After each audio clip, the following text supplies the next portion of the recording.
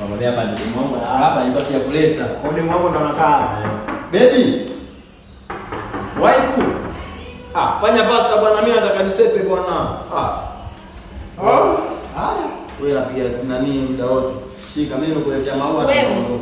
Baby, una hivyo una kichani wewe. Yaani ulikotoka unaletea maua yako. Kwa hiyo sana wewe tuseme yani na Roma kausha basi bwana wife na. Sasa sikia wife. Wewe kwako udi mwangu. Nani demu wako? Unanihudumia?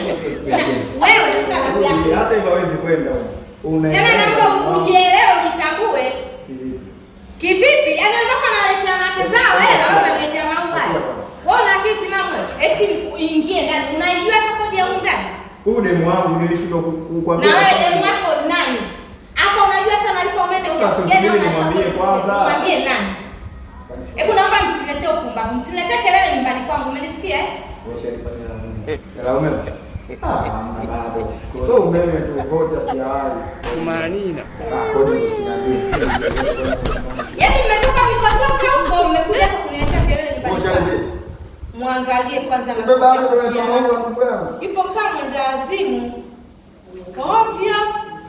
Au ni sauti ngine. Vipi? Au unasikia? Unasikia nani? Wewe. Basi kama vipi wewe si mwanangu. Niingie ndani tu labda vizuri. Sikilizeni nyinyi. Naombeni muondoke kwa nyumbani kwangu. Naombeni muondoke kwa nyumbani kwangu. Mpenzi wangu, unapata mimi. Tokeni.